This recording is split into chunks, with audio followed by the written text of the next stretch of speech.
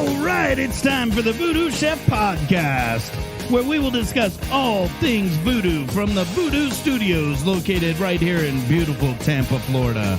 So to all my booties out there, if you're looking for nothing but a good time, this is the place to be.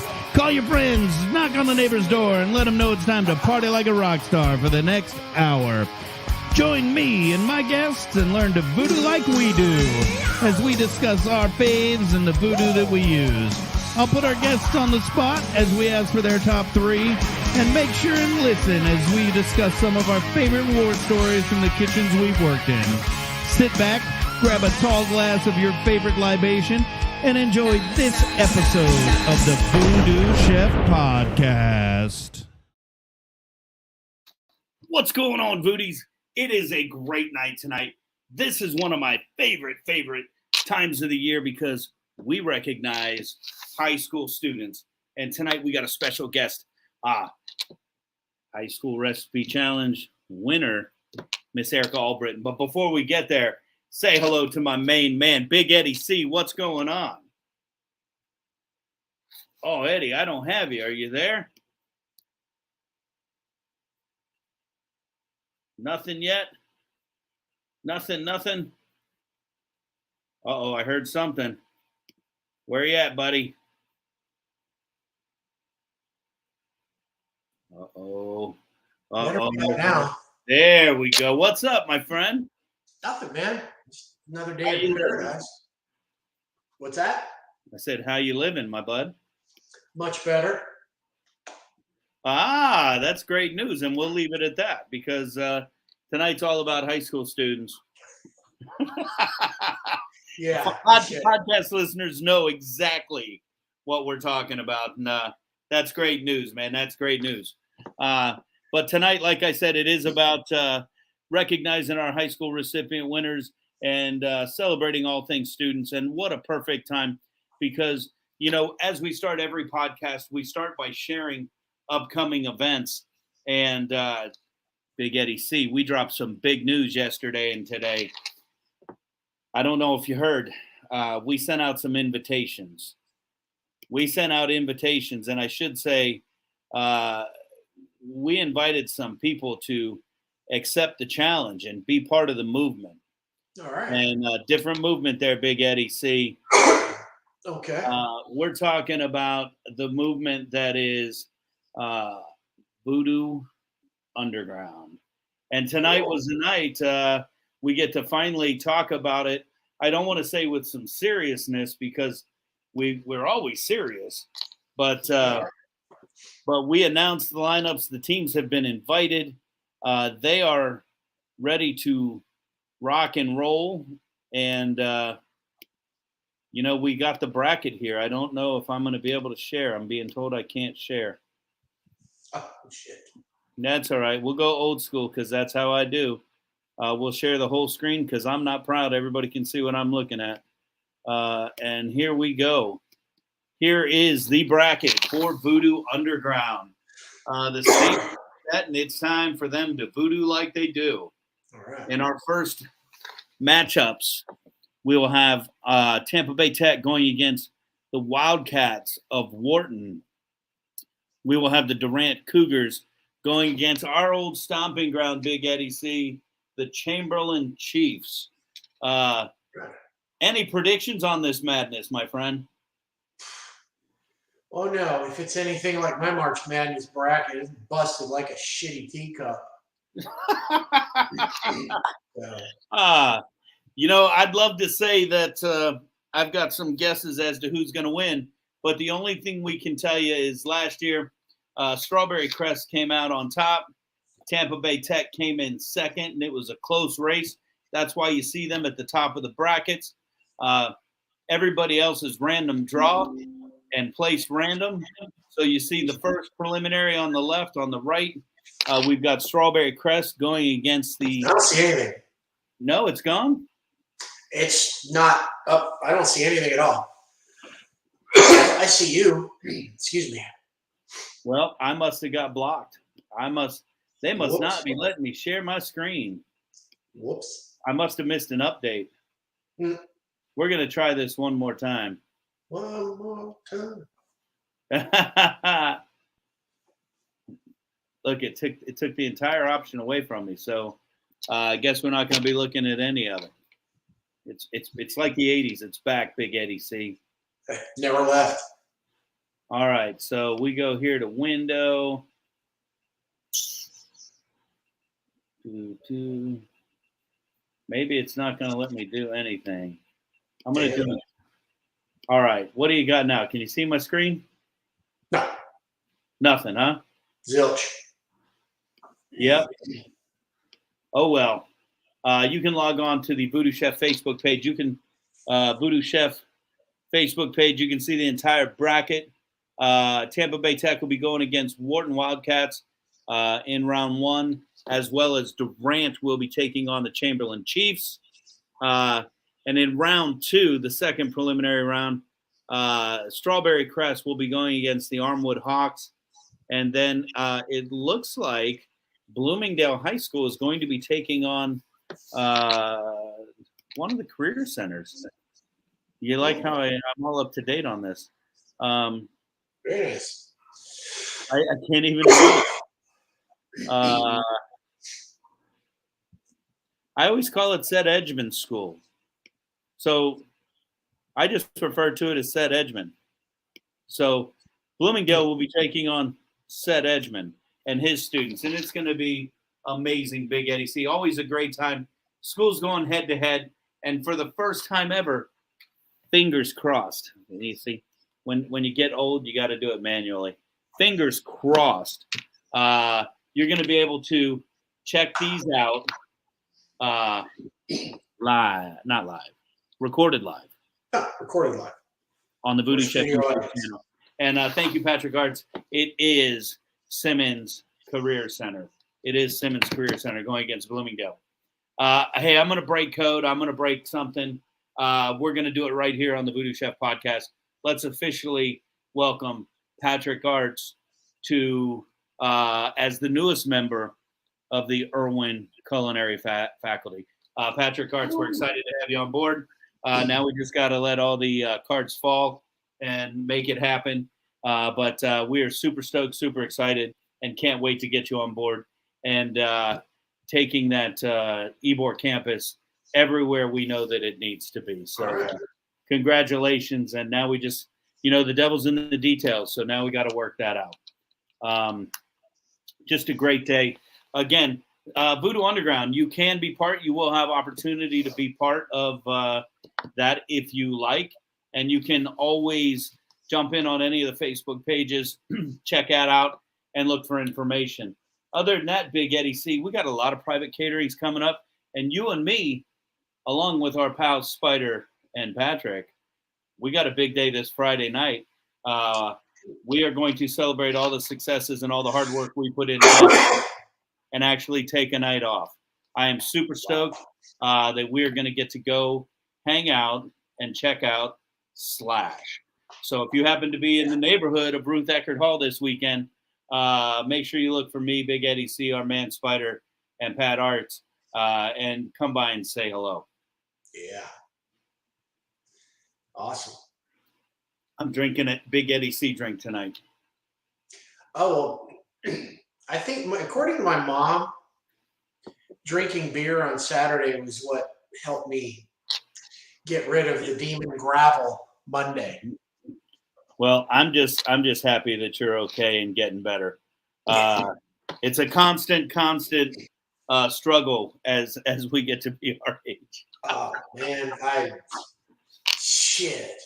it's like I keep thinking, if I look out the window and squint close enough, I can see this dude wearing a black cloak and carrying a sickle going, I see you, You know what? I think he's paid a couple visits my way as well, dude. I hope it's just bad dreams. Yeah. But you know what? I think that's why we do what we do, my friend. We get to hang out with youngins all day, and I still flash back. I know we're at Irwin now, and I'm shocked every time that I think about it. I've been there almost 4 years now. And it seems like forever ago that I was in the high schools working with the high school students and doing exactly the type of thing that we're going to be talking about tonight. We've had Carlos on the podcast, and Carlos and I have been in the exact same shoes as our guests tonight, where we've taken them and gone to competitions and put in the time and traveled the country. I've been to Chicago with students, Philadelphia, San Diego. We've been Nashville multiple times. And it's just so much fun and so rewarding to watch students get to live this out and actually put their craft out there and be recognized for it. We do VooDoo Underground as our Friday Night Lights. A lot of times they don't celebrate these other folks in the school. It's that football mentality. But you know what? Our guys kick ass equally as strong. Equally as strong. I'm a little disappointed that I'm not going to be able to show a video here because, we've got a nice little video clip. I'm going to see if I can upload it. And if I can upload it, that means we'll be able to show it. But while we do that, let's talk about who's coming in tonight. We've got a young lady who I had the pleasure of hanging out with and working and tasting her food along the way of her path with her instructor to win the state title in the culinary arts competition. And absolutely amazing to watch them get to that state championship and come out victorious. And then to top it all off, to be able to get up on stage and call her name and recognize her as the 2022? I suck with it. Am I right? It's March 22 also, isn't it? Is it March 22? Yep. Look at that. Man, I'm killing the numbers today. To get up on stage and recognize her as the 2022 VooDoo Chef High School Recipe Challenge winner and award her with $10,000 in culinary scholarship. Congratulations to Miss Ariyhka Allbritton. Ariyhka, how you doing tonight? Oh, is your volume on there, Miss Ariyhka? Are you just being shy? Which one? There you go. Hello. There we go. How you doing? Good. How are you? Absolutely amazing. I absolutely love that hat too. Thank you. I love that hat. Now, is that one a butter, a bacon, a caffeine, or a carbs? I think it's the That's butter. Butter. Absolutely. So Ariyhka, first of all, I got a lot of questions because I've been out of the game for a while. I come in and you guys ask me to come look at your plates, and I walk in and my jaw just hits the floor, and try to conceal it because I'd hate to sit down and it just all looked beautiful. Yeah.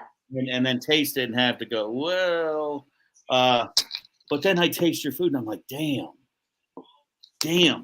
Tell me how it felt. I was there, I think the day before your chef announced the Pro Start team. So let's go all the way back to that. When you were announced as part of the team, tell me what that felt like.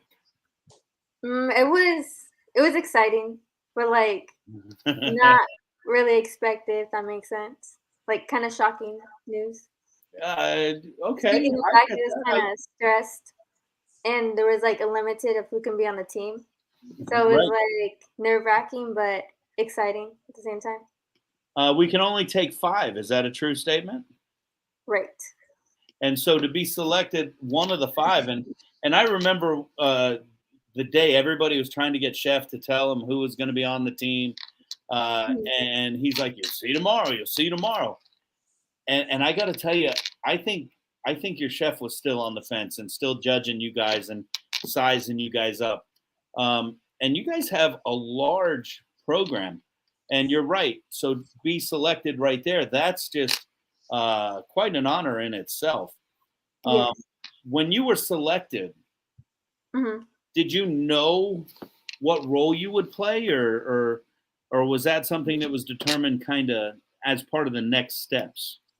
It was like determine the next step because we just like we all made the same dish, so we just like decided afterwards. Like we like what's it called? We determined like everybody's pros and cons, and then that's how we determined which person did appetizer, entrees, and dessert, and be the helper.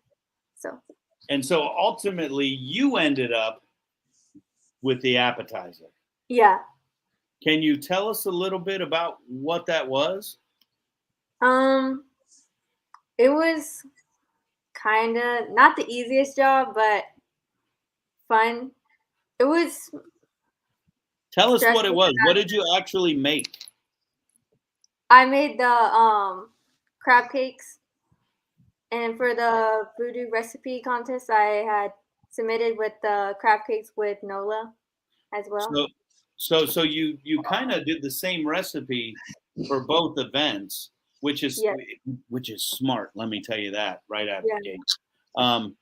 But when we did the recipe, don't just tell me you made crab cakes. Describe it to me. I mean these things were amazing. They were on. You breaded them in panko, and tell us the rest of it there.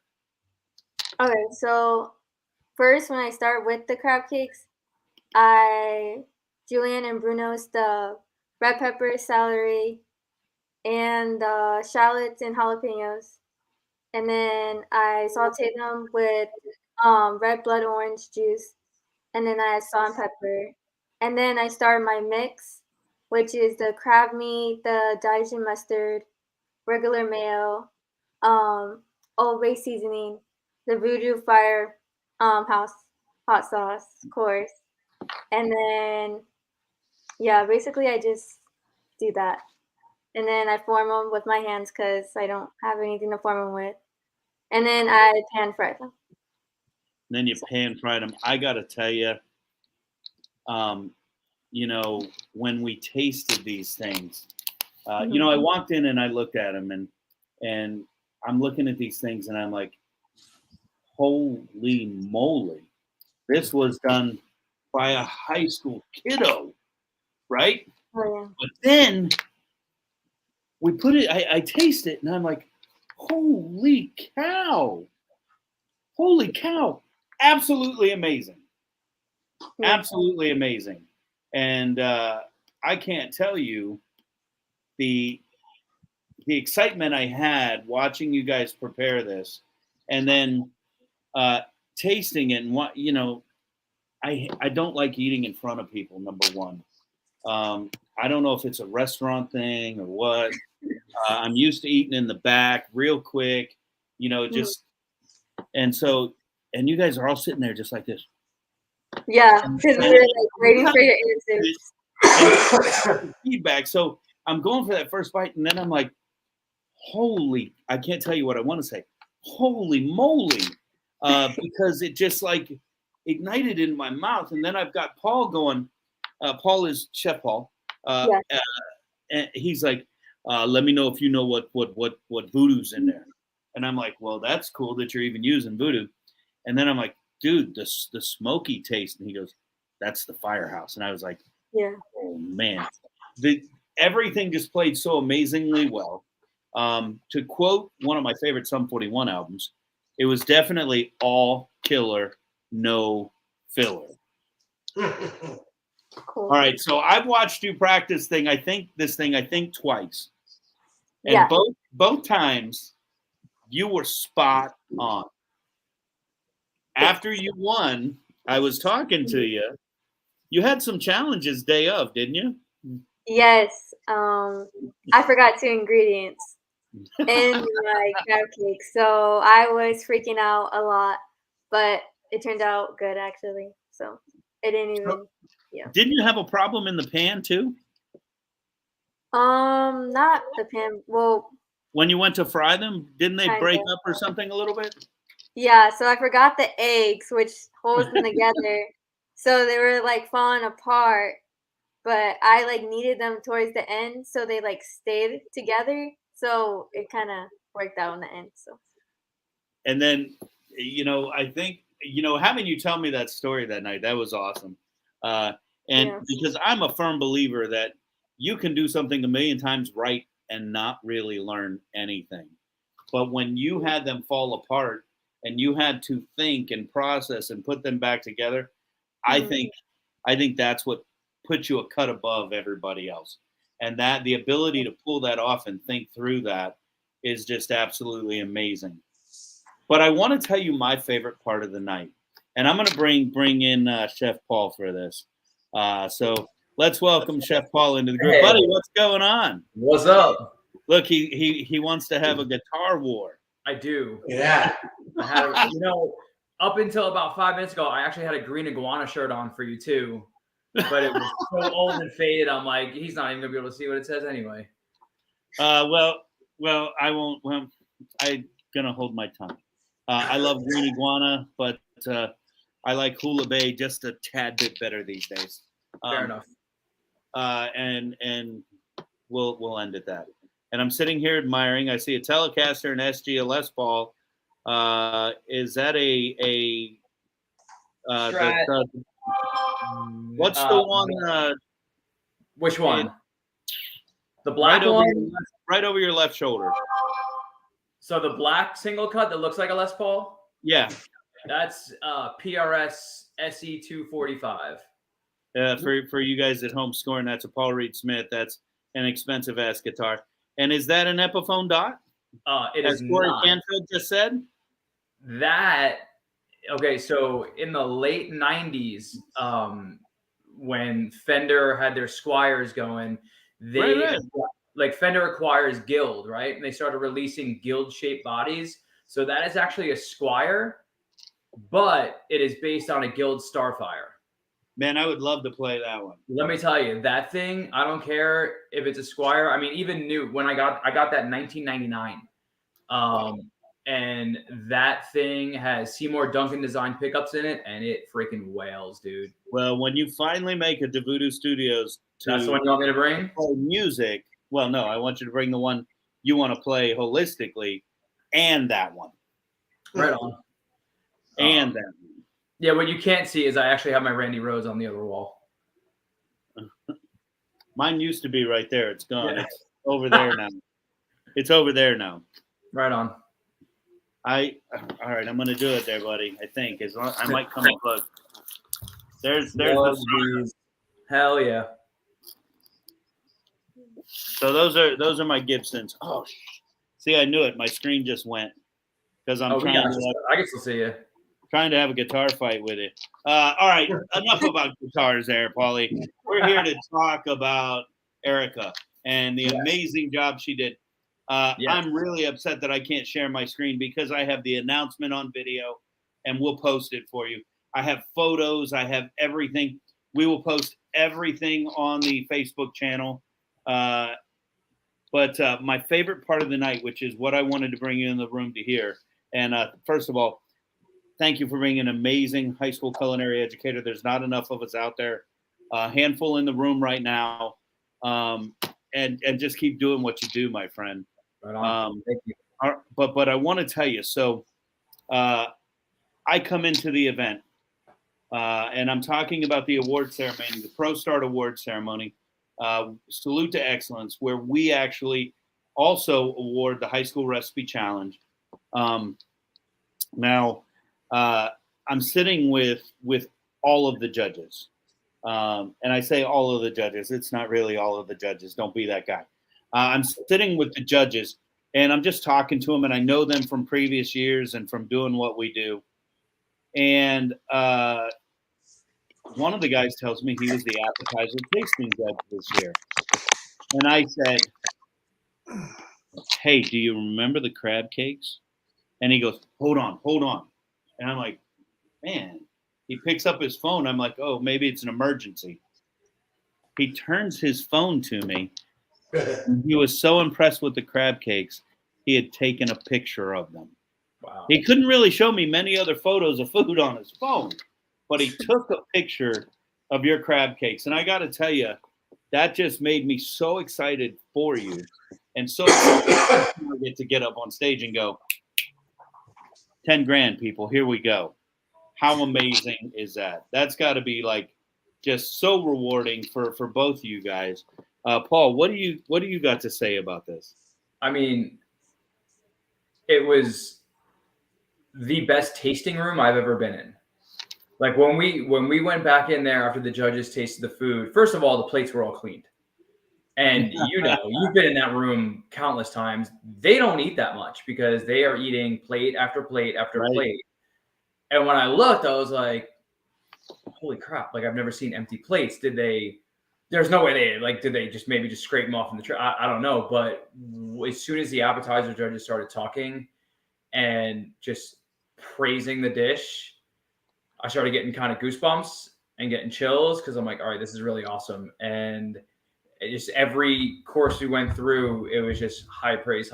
And I'm like, oh, they have a genuine shot. And like every year we go in thinking like, okay, we know how it is, it's going to be fun, but don't take the critiques too much to heart. It's subjective, and I had told them before we left, like they were one of the best teams I thought we ever assembled at Crest. And in the back of my mind, I'm like, oh, we're going to place. But I didn't know we were going to actually win until we were like out of that room. And I'm like, you know what? Like, this is the real deal. This is the real deal.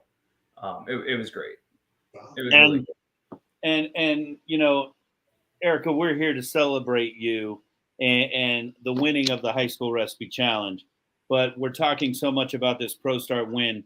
Why don't you give a shout out to all your other team members from that Pro Start culinary team so that everybody here can hear their name as well? Okay. Shout out to Jenna. Shout out for desserts, and then shout out for Maddie for entree, and shout out for Julian for being my helper. Well, everybody's helper. And then shout out to Abby for being the manager and like helping everybody stay on task and stuff like that. And I got it too. And Chef Paul too. Your entree person, I don't eat. I'm a very picky eater. I mean, if you follow me, I'm putting hot fuggins on my pork sandwich. Let's be real, right? Doesn't mean we don't know how to cook and don't know how to do all that. But I really don't eat venison. And the young lady that made your venison, man, that shit was good. Excuse me. All of it was good, man. And I'm putting right now up on Instagram. I'm not going to quote anything. I'm just going to post it here. How the hell did that get up there? I don't know how to delete that. Maybe I just did. Yeah, I did. No, I didn't. All right, I'm going to stop trying to work while I do this. I'll post all the pictures. I promise. I'm trying to do it so people can flip over now, but if they flip over now, they can't check us out. Right, Big Eddie, see? But Ariyhka, all props to be able to get up and recognize that appetizer. I'm going to tell you, you are a rock star, and I could not be more proud to be able to get up and give you that check for $10,000 for winning the VooDoo Chef High School Recipe Challenge presented by Kaiser University, powered by the U.S. Coast Guard. That's a lot to get out. I thank you for taking the time and creating such an amazing recipe. Thank you again for, Oh, no. I thank you. And, I know tomorrow's a school day, but before you go, and as long as our boy, Mr. Paul, is down for it, how about a little high school trivia? What do you say there, Chef? High school trivia. Oh, yeah. All right. I like trivia. Ariyhka, you're down? Yeah, I'll do trivia. Big Eddie C, do you have your notes? I have. Check your second email. Oh, hang on a second. Scroll to the bottom. Because one of the things we like to do here on the VooDoo Chef podcast is pointless pop culture trivia. So I figured, why should today be any different?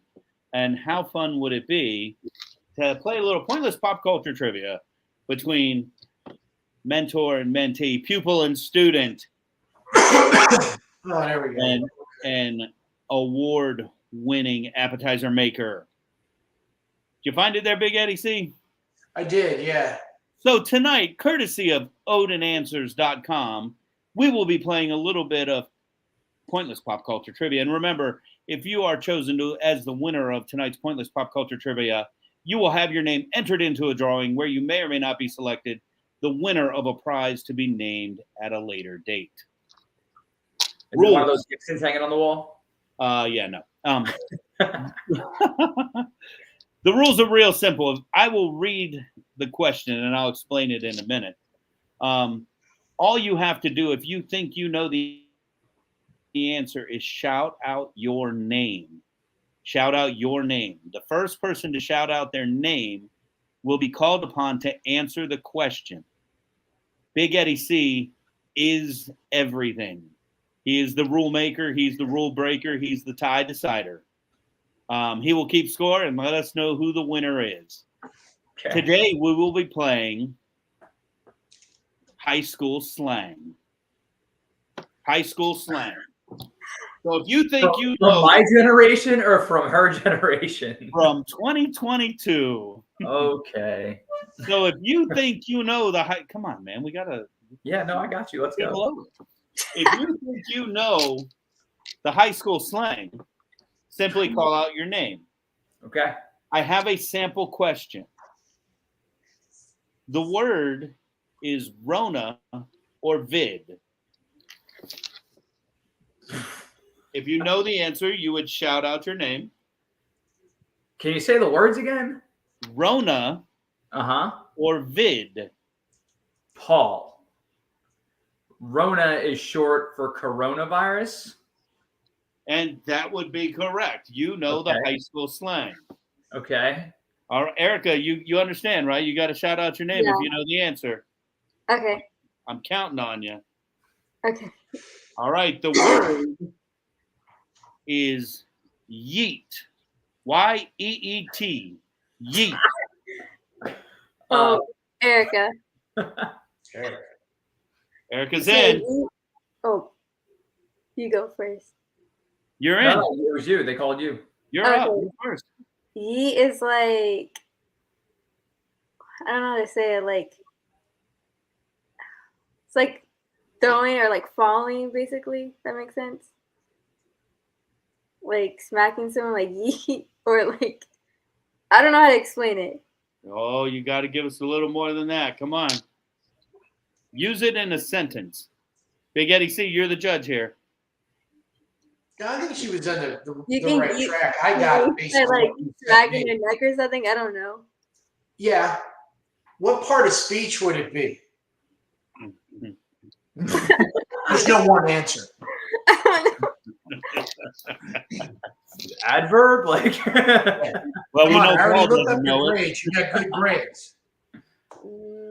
Can I get my son in here? He can help me. Like, Big Eddie C, do we have a ruling on yeet? No, oh shit. Hey, what does yeet mean? He just closed the door and ran away. Big Eddie C, do we have a ruling? Any points? No, I think she's close enough to right because there's so many different definitions that There what is. she's saying, it's such kind a of broad under an word. exclamation. I was gonna say excitement, like. Yep, it is the number one word for 2022. Originally a straightforward hip hop dance move, yeet has been expanded to now be used as an exclamation, a verb, or even a noun. Yeet, it's 2022. I'm going to yeet this ball over the fence.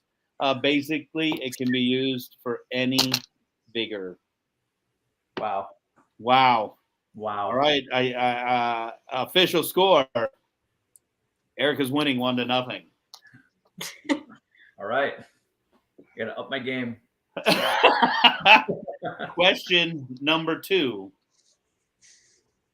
The word is lit. L-I-T. Uh-oh. Oh, he beat you, Ariyhka. Bonanno's in on this. I know. Lit means it's awesome. It's off the chart. All that stuff. It's the greatest ever. I think that is correct. You are correct. I go with that. You are correct. A few years ago, lit began to change its meaning. It skyrocketed up in usage. Initially, lit was often referred to as being intoxicated.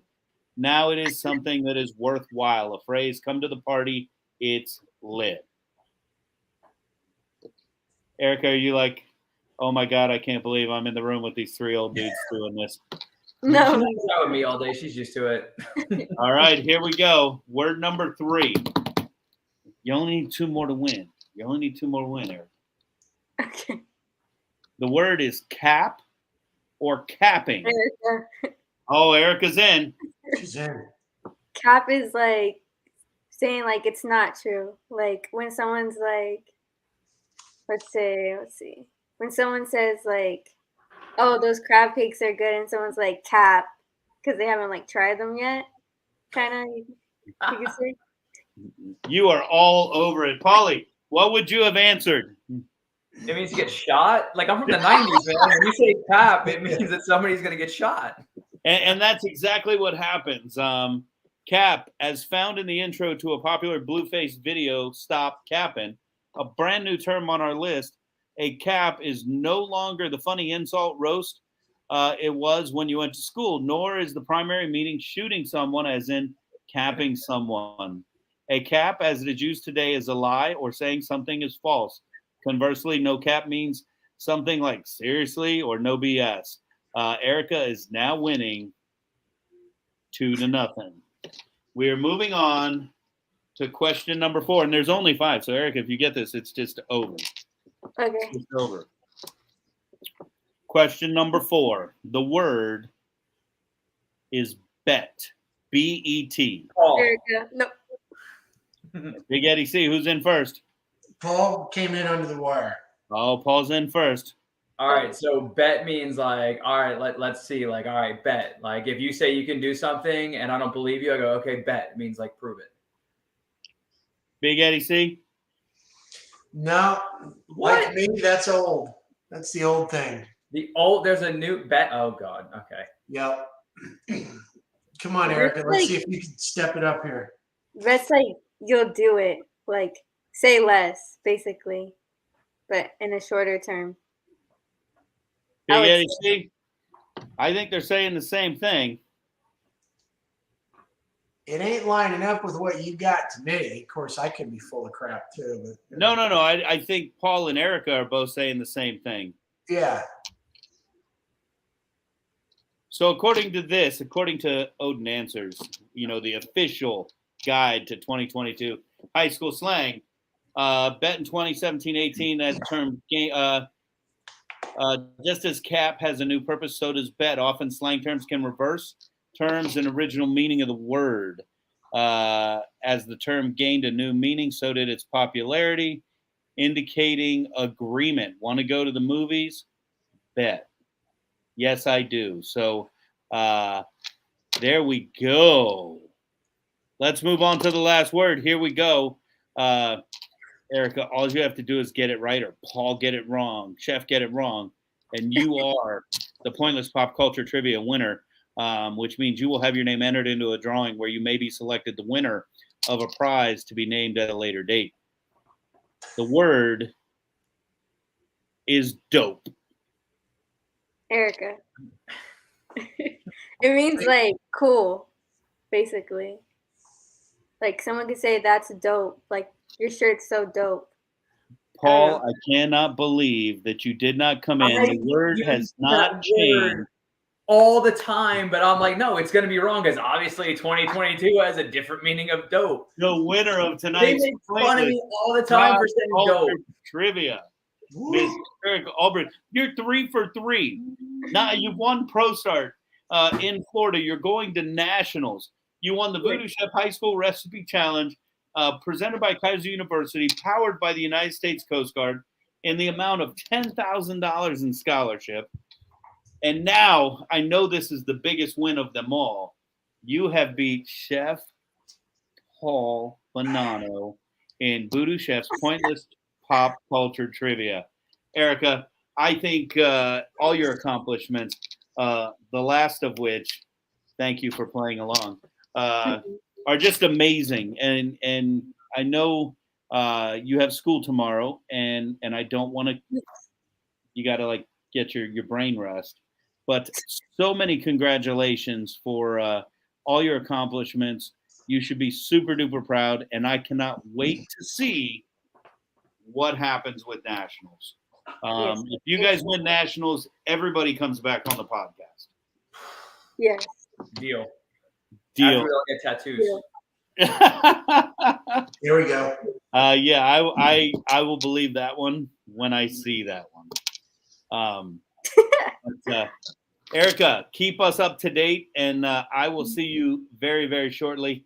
You've got a lot of fans chatting in our comments. Lots of hearts and kisses just flew your way. I cannot wait to see what happens next with you. Okay. Keep us up to date. Have a wonderful night. You See too. you tomorrow. Bye. Okay, see you. All right, Chef. Not that we're happy to get rid of Ariyhka, but now you can tell us all the dirt, all the mix-ups and crate. No, I'm kidding. I know that they were nothing but amazing the entire time. I only watched them for like, out of that whole hour, maybe a solid 10, 15 minutes. I can't watch. Like, I pace, I walk around the ballroom. I can't sit there. It's too nerve-wracking for me. That's what you do in the classroom too. I mean, It's one thing that I like when I come to your room and watch you teach. You set them up for success through knowledge, but you're not let them fail through work and then coach them through it. And I think that is such a valuable way to teach. And I love coming in and watching that, especially, you're actually going to be on the podcast again next week, I believe, time permitting, with a class of 35, which is what we're going to be talking about next week, classroom size and things we actually face as educators. So to watch you pull this off with a class of 35, it's pretty impressive, my friend. You should be very proud. Thank you. It's tiring. I'm talking with you today, and you're like, dude, I gotta go. I'm teaching. I'm like, me too. I was in the car on the way home, dude. Yeah, we were in the middle of catering. We had to make 40 pasta bolognese for the flag football team. So we were getting all that going. I had a bunch of groups of kids sauteing meat sauce and tossing pasta and whatever. When you call, I answer the phone. So I had to, stop what I was doing. Hey, you guys keep going. Well, that's the beauty of again, setting them up for success is that that they're going to be successful. We just got to make sure that we're there when they reach those challenging moments to be able to help them process through. For sure. And I think that's why I can't watch them compete, especially at Pro Star, because if you talk to them, they're disqualified. And like when I see things like that competition started, and I just was reading Erica's face and Julian's face, and the two of them, I'm like, something's wrong already. They were doing their 20-minute station me's, and I'm like, I'm thinking in my head, I'm like, they either forgot something or something's not right, something's not clicking, because the two of their faces were not in the zone comfort. It was like frustration and kind of fear. And like in that moment, that's the moment when I would jump and be like, what's going on? What can we do? How can we fix this? And I can't. And honestly, when I asked them, I'm like, what happened? They were like, nothing. We were just, we never practiced unloading the coolers before. So we were just trying to get our bearings, figure out where everything was. I remember when I was in your room, your team manager during the practice. What's that? Abby. Yeah, she was like, she's a rock star. She's solid. When we did this, the alternate was the alternate. That was it. But now that it's a team manager, she was walking around with her clipboard, checking times and marking times, and it was amazing. And I was standing by her one time, and it said we were talking, and she goes, "Hold on," and she's watching her mark and her time, and she goes, 10 minutes left, and they really had 10 minutes left. And I remember telling her, I go, lie to them. You could have said that 5 minutes ago. They don't know. And talking with her afterwards, she goes, I was really nervous because there was one point we were like really far behind. Somebody was, I forget who it was, but somebody fell behind in time. But she was able to catch them up through coaching and confidence building. which is another skill that a lot of people don't even realize goes into what we do. Everybody thinks it's just about the cooking and following the recipe. These competitions are intense. Yeah. And, yeah, to get a team to work together, to get all of their confidence levels at the same, and then to be able to control just the fact that they're in high school. And that's the most impressive part is what they can pull off. Like, I mean, you look at them and yeah, I mean, some of them are 18, 17, 18 because they're juniors and seniors, but like they are cooking at a professional level. I'm going to tell you, and I've already told Ariyhka this, those crab cakes were probably the best entry we've ever had. That is absolute restaurant quality food. Yeah. Absolute. Hands down, restaurant quality food. And I don't care what restaurant you tell me you want to put it on the menu because it was at that level. Yeah, this was like one of the only years where like they were developing the dishes, and I'm tasting little bits here and there. I'm not eating the whole plate. I'm just tasting, and I'm thinking, I'm like, I would serve any one of these dishes in my kitchen. No questions asked. I wouldn't tweak anything. I wouldn't fix anything. They checked all the boxes on them. And I was floored by it. I was really impressed with what they came up with. And such a short amount of time. We didn't start practicing for this competition until we got back from winter break. So all of this was developed in 2 months. You're, again, sitting at the judges' table, now we'll talk holistically about your team. One of the judges said to me, do you know where he sourced that venison chop from? Yeah, he asked me. I know who the judge was. They asked in the room. Because they wanted it. They wanted to be able to get the chop. And I'm thinking to myself, dude, I know you're wearing a white coat over there, but it ain't going to taste like the thing that little girl just cooked. I'm telling you that right now. That's fire. Yeah. I mean, it's much more than just sourcing. Yeah, the cut of venison was great. And I told him, it's New Zealand venison. I mean, we sourced it from me calling my Cisco rep and being like, yo, you got venison chops? Cool, send it. Like, that's because it's not easy to come by, especially now, but. What's the pack size on that?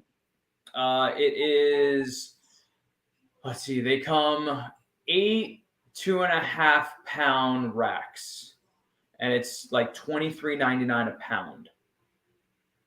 It ain't cheap. You're rich like that. That's how you roll. Yeah, our program does well. Your program knocks out. Let's quantify that statement. You do not run a catering house. You do not cater to outside events. The money that your program earns and has is through your students doing amazingly well on their industry certifications, which in turn brings funding back to the program. Absolutely. So and one thing I despise are culinary programs that are catering houses. You're not there to run a business. You're there to teach your students. And I find very few programs that can do both. Very few programs. You're sacrificing one for the other. You're either, and like, I get it. Like I understand the mentality of just doing production 4 days a week and serving. Like, yeah, they're getting real world experience doing that, but what are you actually teaching them? Like, what fundamentals are they learning? Are they understanding the fundamentals behind how to saute, or are you just showing them like, get your pan hot, throw that, and just toss everything around? Like, are they understanding what the Maillard reaction is and why it's important? Are they understanding the basic classical techniques that we have to introduce so they can then take that and become creative masterminds in everything that they do? And one of the arguments I have all the time, I see programs is, we're teaching Italian this week. What are you teaching? Well, we're making chicken piccata. Okay, so you're teaching them how to make a chicken piccata. You're really not teaching them anything else. If I walk in and I say dredge, saute, mount, are your kids going to know what those things mean? Or are they going to my instructor said to do it like this. If you're teaching the cooking methods, like you said, saute, they can saute anything. You could say, go saute the sole of my shoe. It's going to taste like garbage. It's going to be tough, but they know the technique and they could do it. Yeah. Now you got to teach them what to apply it to and how to apply it. And that comes from understanding of food. You can't do that if you're solely running production. No. Wait. Yeah. Wait. You can. People who can. You can for maybe 10 kids. When you have a class of 35, you cannot. Not every one of those kids are going to understand on that level every single time. And that is you failing, because you have to make sure that every single kid on your roster knows the exact same thing. Now, some might understand it a little better. Some might have that abstract thinking where they're like, oh, well, I can take this and now this applies to this food and all different. And some might be like, nope, we only learned how to saute green beans. I know how to saute green beans, but they understand the method behind it. Right. And that's what you have to be able to accomplish. I'll never forget when I first started teaching, no names. No names at all. Which is when I started like trying to figure out how to run my program, I was like, okay, the best way to do this so everybody has a hand in the pot is break the kids up into groups. Back when rosters were manageable and it was 20 to 25 in a class, the good old days, okay, I'll do. Wait. I want to pause, and I don't want to get too much into next week's topic. Yeah. But I'm going to tell you that 35 is manageable. I've seen someone do it. Yeah. Okay. Okay, now go back. But, 20, 25 kids. It's the level of learning which you're going to be able to achieve is different. Yeah. Oh, absolutely. But I'll never forget my first year teaching. I had kids in that class because I started mid-year.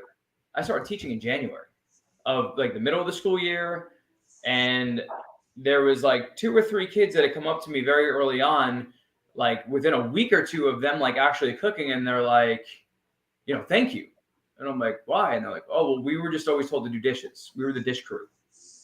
And I'm like, so you never cooked? And they're like, no, we were just always told to do dishes. Those kids over there were the cookers. What do you mean? Aren't those kids in your program? Aren't all the kids in your program those kids? Yeah. Screw you, all you teachers. And all you subject area teachers. Ed, I'm not getting on my soapbox tonight, I promise. I might.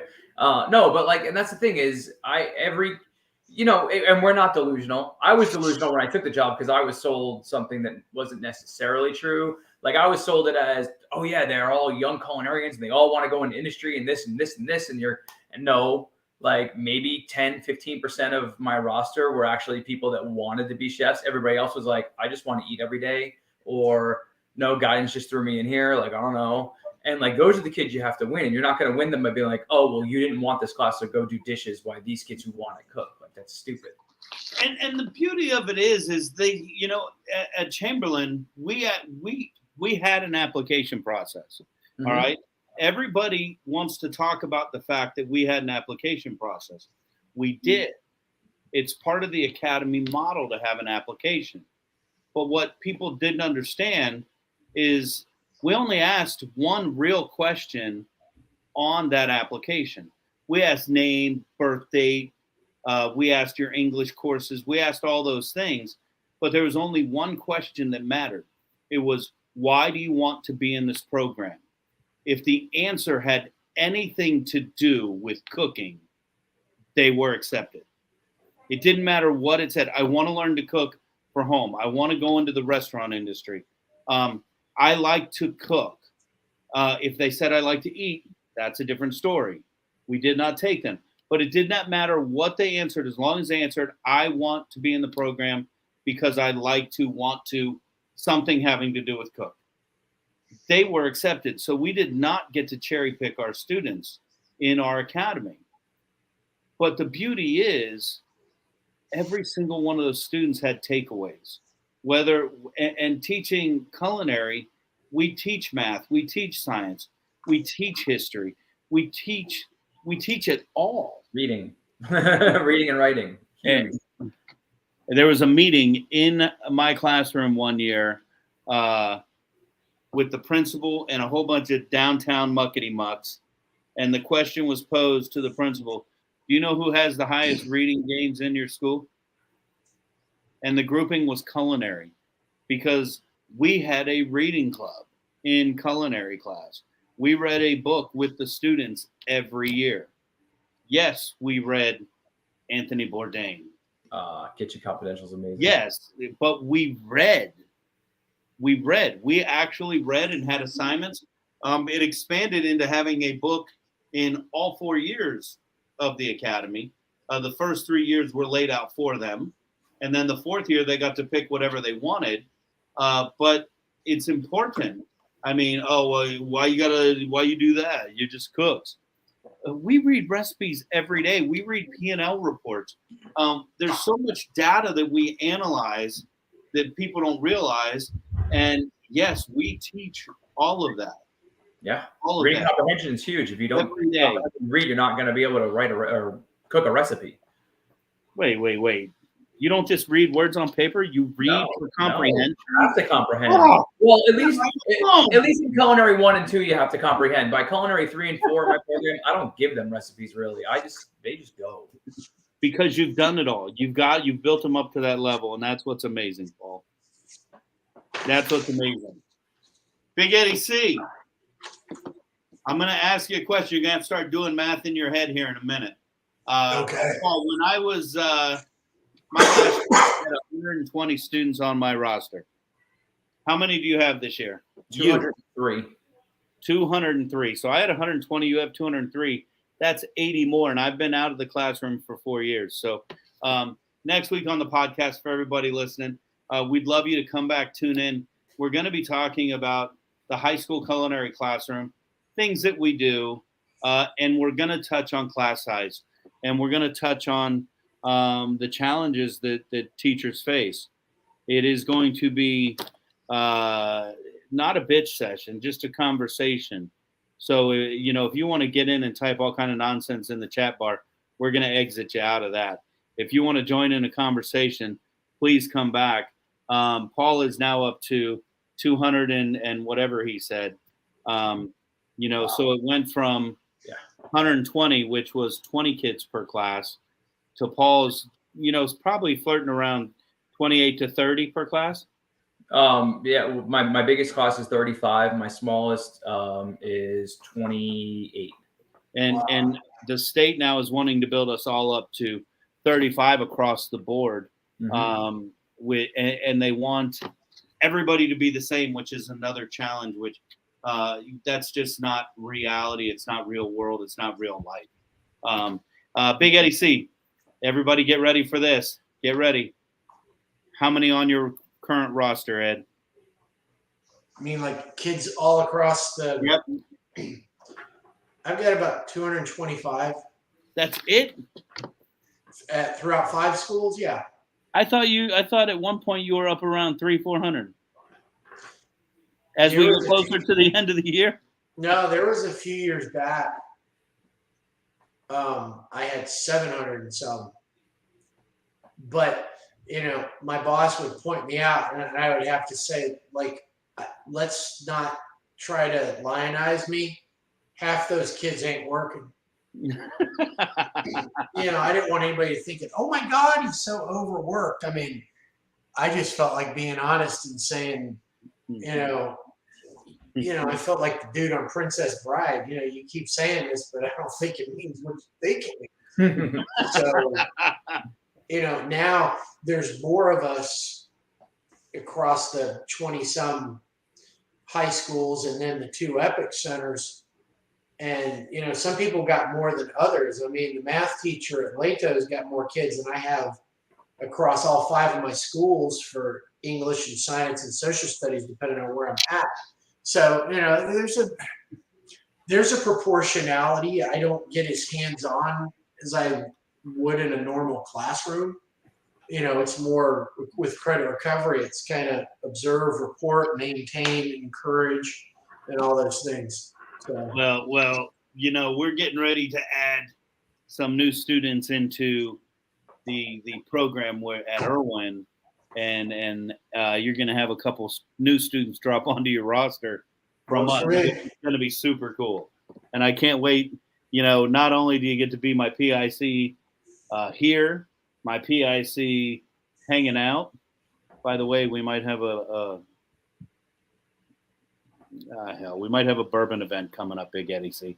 I I was gonna like hold off and tell you afterwards, but everybody knows I drink bourbon. And then now we're gonna get to be PICs in the classroom, something we've been trying to do for a super long time, man. Yeah. Hey, Paulie. Yo. The kids giggle when Chef Jordan calls you Paulie. Oh yeah, they do. But yet all your social media handles say Chef Paulie. I know. You well, to be fair, they only follow me on Instagram. I don't friend any of them on Facebook until they cross that stage and grab their diploma, and then I'm like, okay, you can come into the Facebook world. Yeah, I mean, I've been Paulie forever. I mean, everybody calls me Paulie. That's just what it is. And they actually, the first person that this ProStar team heard call me Paulie was actually my wife, because she was the first person to come in and taste all the food. She came in on Valentine's Day, actually, because it was a Monday. That's cheating. That's cheating. No. We don't celebrate Valentine's Day, so it's all good. If you truly love the person you're with, every day is Valentine's Day. Anyway, yeah, good cover up there, buddy. So nice recovery. Yeah. So she came in and tasted the food and everything, and when she was talking to me, and they heard her call me Paulie, and they were all like, "What?" And they thought it was the funniest thing ever. And then Jordan comes in, and Jordan's calling me Paulie, and I'm like having to explain, like, I've known her for like 15 years. Like, Jordan and I go back to my, industry days. Like, she was a bartender when I was the chef at the restaurant, and that's how we met. And, I love telling the story about Jordan and I's friendship, because she was the bartender. We would open together on some days, and when she would finish that, I would pull her over and I would have her help me do prep in the morning. And she loved it so much that she went to AI, even though she already had her bachelor's from, I think, USF or wherever she went to AI and became a chef because she loved it so much. I thought it was awesome. I love that story. Nothing wrong with doing it that way, man. A lot of the old school CIA folks did it that way. They did it, as a secondary to their bachelor's. And it's absolutely, just speaks volumes to, one, her passion, but a lot of people, you make college isn't for everybody, and I preach it all the time. But we have to be a lifelong learner. We have to educate ourselves in whatever pathway we choose. And you just help her find her passion, and she went a little different route, man. And that's awesome. And she is amazing with her. Oh, she's awesome. I want to get a program with Jordan. I think working with her would be absolutely amazing. I could see the two of you. You guys have a great rapport when you're together, and it's fun watching. And it's not often that you see that connection or get to experience something like that. Yeah, and she is super talented, super knowledgeable. I mean, she just knows, and it is her passion. It's like she genuinely cares. And then not just about the food, like even teaching. Like her kids she has the same relationship that I do have with mine. Like they are her kids, and she got them real fast too. She's only been teaching for 3 years. Blows my mind that's it, because I feel like she's been teaching for a decade. When you watch her in the classroom, it's real easy to think that. It's real easy to think that. And what brings it back is when you say something like field trip, and she's like, I don't know how to do that. Like, what do you mean you don't know how to do that? I've seen you in your classroom. And then, you say she's only been teaching 3 years, and I'm like. And that's paperwork, man. Chefs don't do paperwork. You know that. She got a BA though, so she can do paperwork. Yeah, that's true. That is true. Paul, real quick, give us next steps. You got a culinary team going to Washington, D.C. When is that? And how many teams do we compete against? And how do you feel you're going to do? Nationals, we leave Thursday, May 5th. Product check-in, which is something they don't do in Florida, is part of the national competition. That is Friday, May 6th. So we fly out Thursday, check into the hotel. Friday morning, we're up. We're doing product check-in. It's literally. What does that entail? They just verify all your product? Oh, no. They go through your whole product. They unpack all of your ingredients Any TCS foods are getting temped on the spot, and if they don't temp, they get handed back to you, and you have to go shopping and source it for the competition, and you're already losing points. Everything has to be labeled, dated, check marked, checklist, color coded. It is intense. Intense. So we do that Friday. Then we haven't gotten our competition time yet. We either compete Saturday or Sunday. We have a whole itinerary that we follow, whether we're competing or not competing. We have events, we have dinners and things to do. Like, it's not, there's no time. Like, you're just always doing something.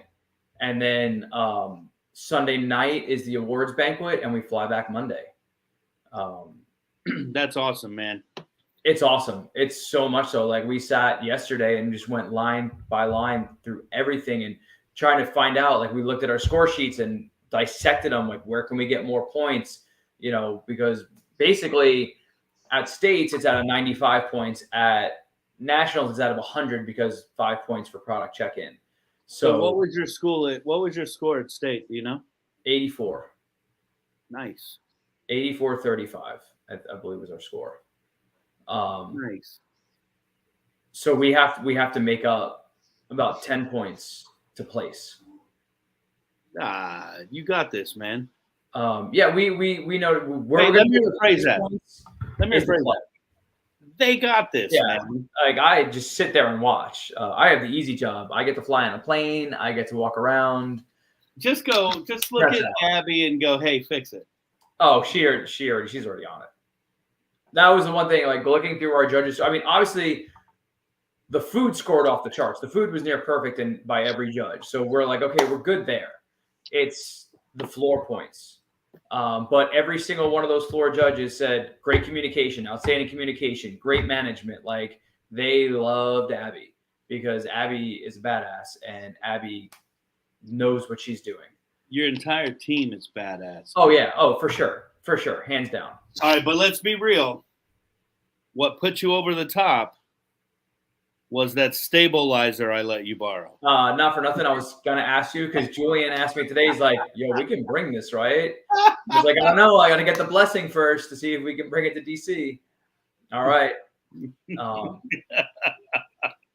Yeah, for those of you out there who have no clue what we're talking about, when you're making hollandaise and you're making it in a bowl, you got to pour butter and whisk at the same time. Sometimes your bowl spins. You can put a rag down. You can do tricks. It doesn't always work. I have something called a stabilizer. It's almost like one of those blow-up things that someone with hemorrhoids has that you got to sit on. That's what it reminds me of. It's just a piece of rubber that sits on the table, and the bowl sits inside that, and it almost creates a suction so the bowl doesn't spin. So one person can pour butter and whisk hollandaise, not require two people to do it. Yeah. So it's a godsend if you're a hollandaise fan like this guy. They were so behind. They didn't think they were going to be on time. They finished with 3 seconds left. But Julian used to take 10 minutes to make his hollandaise, and he just didn't have the time. And Abby told him, like, you have 7 minutes. And he's like, I need 10 for the hollandaise. She goes, well, now you have to do it in 7. And he banged it out. It's the stabilizer. It was. No, it was. Absolutely. Wait. Unsponsored. It's the stabilizer. Yeah. Disclaimer, I'm not being endorsed or paid for the statement. Exactly. We got to throw that out there, unlike a lot of the other products that we talk about. Yeah. Just not tonight. Paul, man, nothing but mad love, man. Very proud of you. Very proud of your success. Next week's going to be fun. Big Eddie C, you get your education hat on, man. Get your education hat on. And everybody out there, make sure you tune in. VooDoo Chef podcast every Tuesday night at 8 o'clock. YouTube, VooDoo Chef channel. Paul, you need to keep rocking it out. Keep killing those kiddos. Big Eddie C, I will see. Big Eddie C, I forgot a VooDoo event. Well, not really a VooDoo event, but since I'm going to be there, I call it a VooDoo event. Are you hanging out with me on Thursday night? This Thursday, no, I have to work. My boss is leaving town. His kids are on spring break next week, And so he's getting an early jump on it. They're going to North Carolina. And you know what? I can't blame them. They're in Pasco and they got a different time off. So, you know. Well, you know what? When you're getting off, you text me. If I'm still there, you have to come out to the Weapons of a New show at the Brass Mug this Thursday. I think show starts at 8 o'clock, guys. If you're coming out to the show, make sure you find me. Throw me some love. We'll rock out with Weapons of a New together. We had Reno on not too long ago. We had Freddie and Richie on. We just got to get Lunia and Kevin on the show, man, and we'll have had them all. Thursday night, Weapons of a New. Big Eddie C. I will see you Friday night at Slash. We're having dinner beforehand. Don't forget. Now, I'm driving this time. I'm the designated driver. So sure, I don't mind driving so you can get after that that liquor, also known as Jack Daniels. We will fight over that. We're going to a Mexican restaurant, so it's going to be Margarita Friday. So we will chat, Big Eddie. See, Paul, keep killing it. We'll do what we do. Till next time, guys. Thanks for checking us out. Yes, sir.